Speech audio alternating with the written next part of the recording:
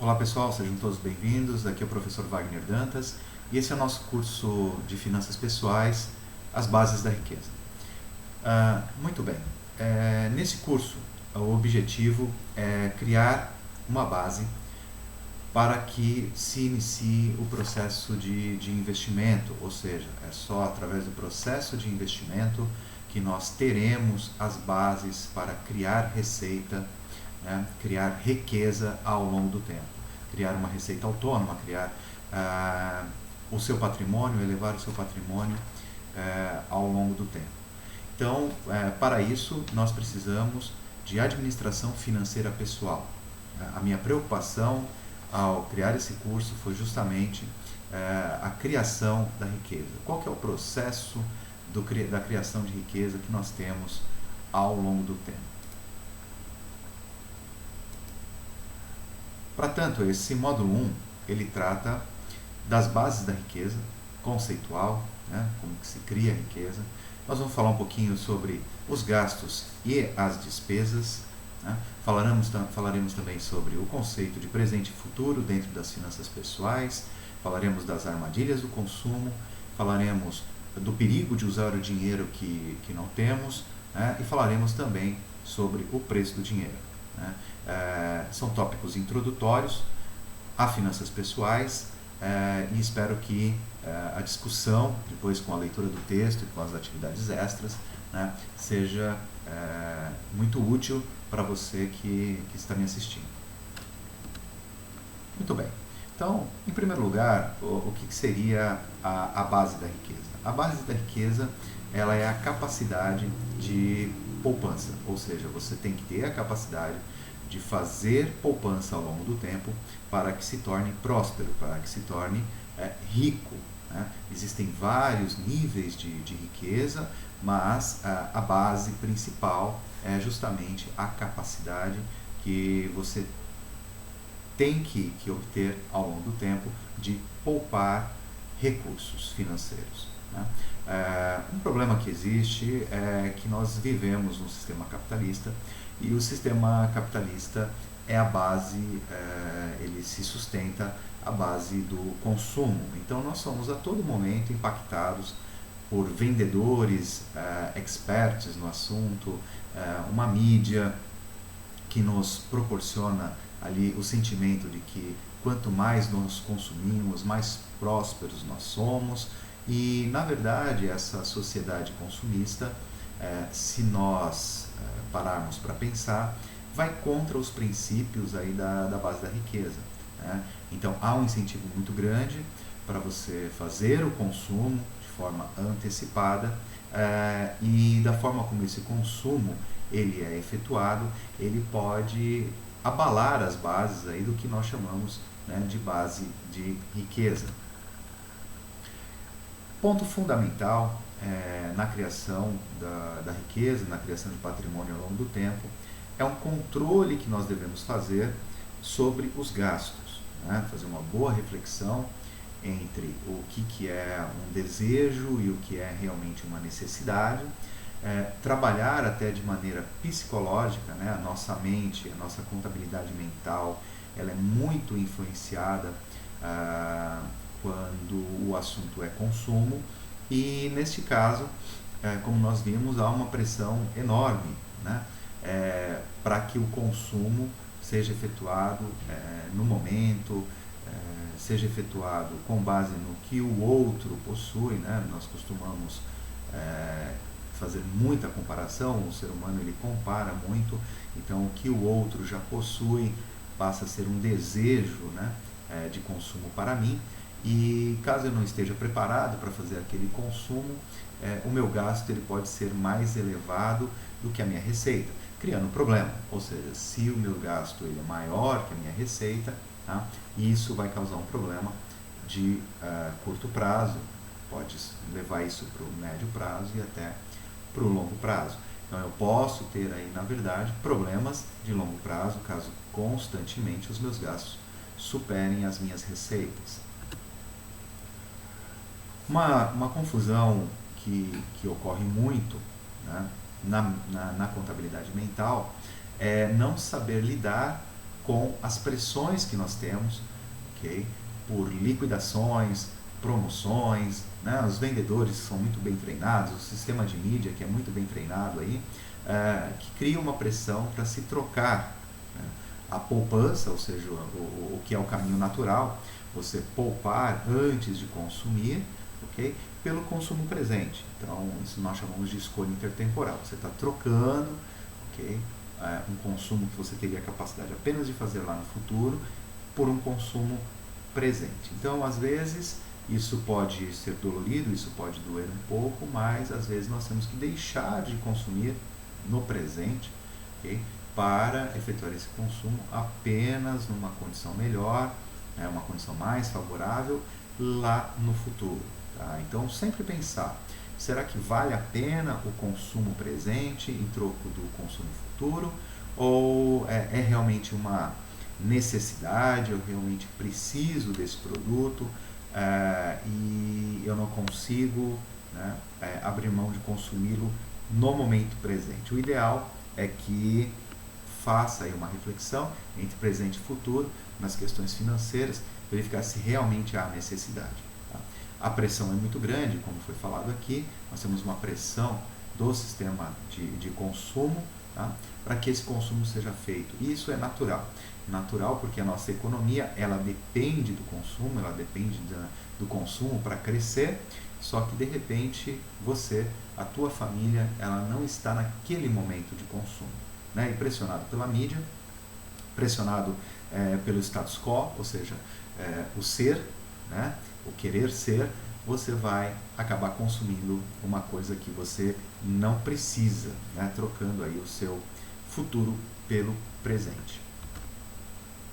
Então, muitas são as armadilhas que nós temos quando o assunto é consumo. E eu acho que o pior deles é que o consumo fora de hora, a troca incorreta do futuro pelo presente pode acarretar, tá? É o endividamento. Então, o que é o endividamento? O endividamento é quando você gastou mais do que você tinha de receita, tá? E você caiu em várias facilidades do mercado, tá? Para consumir, e isso te levou ao endividamento. Então, o que seriam essas facilidades? Por exemplo, hoje, a qualquer momento, nós temos acesso a um cartão de crédito com um limite, mesmo que as nossas finanças pessoais atuais elas não sejam favoráveis. Então, você ganha lá um valor, né, que você pode consumir, você pode trocar o seu futuro pelo seu presente naquele determinado momento.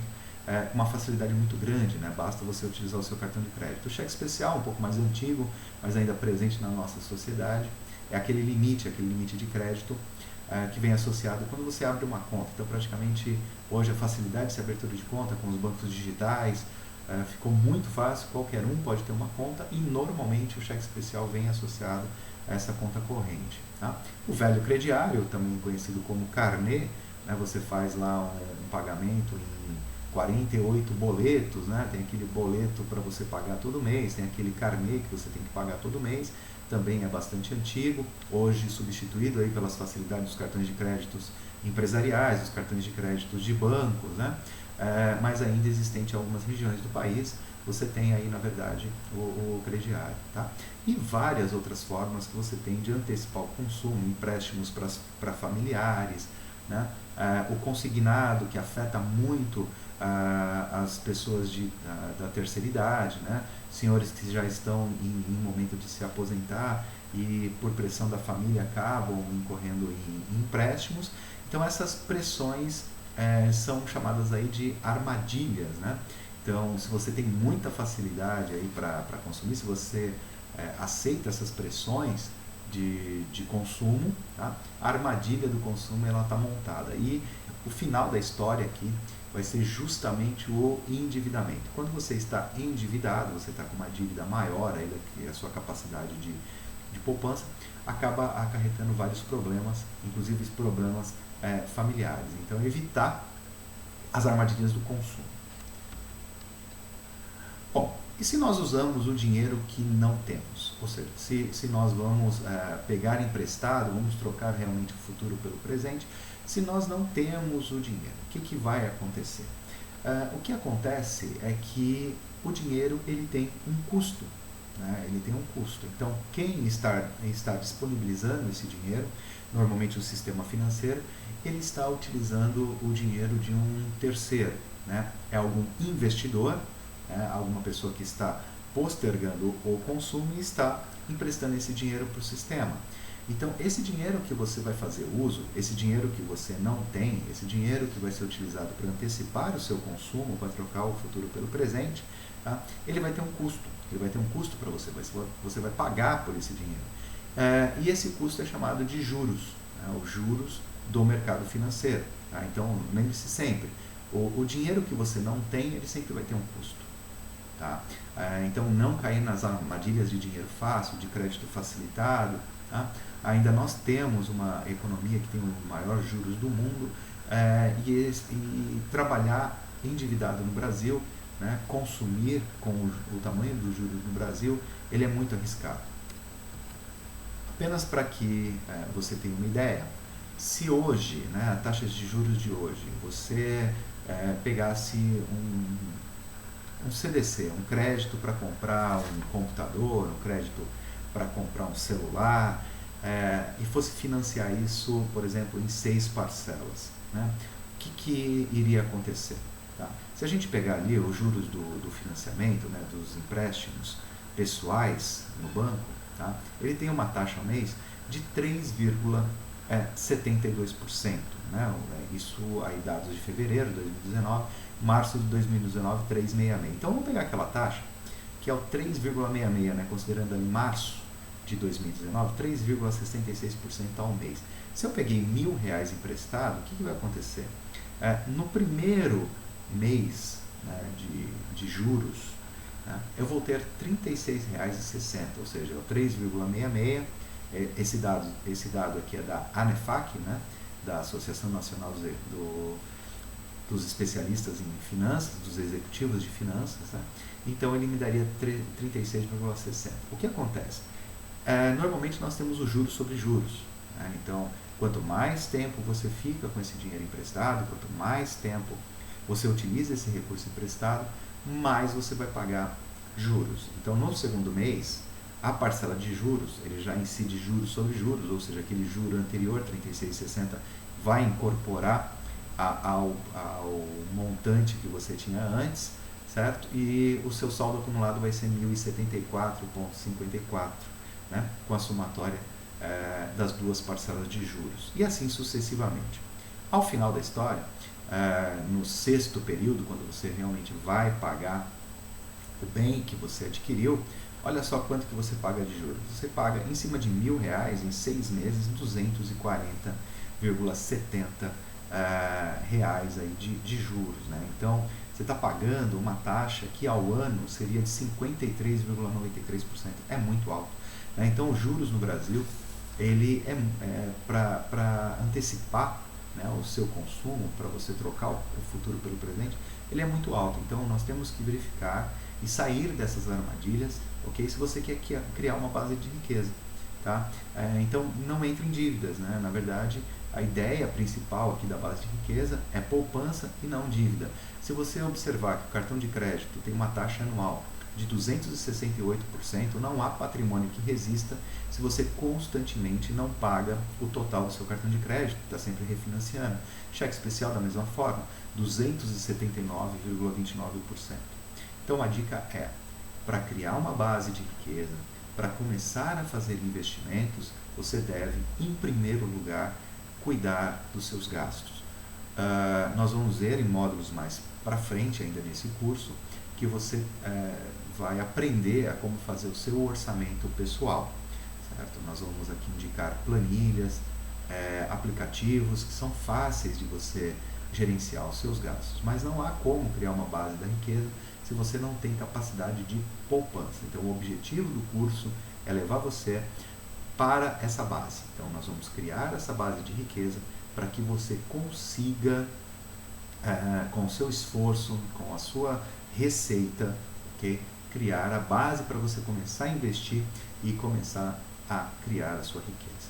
Bom, então, muito obrigado. Nós vemos nos outros módulos do curso. Foi um prazer falar contigo aqui no nosso curso As Bases da Riqueza.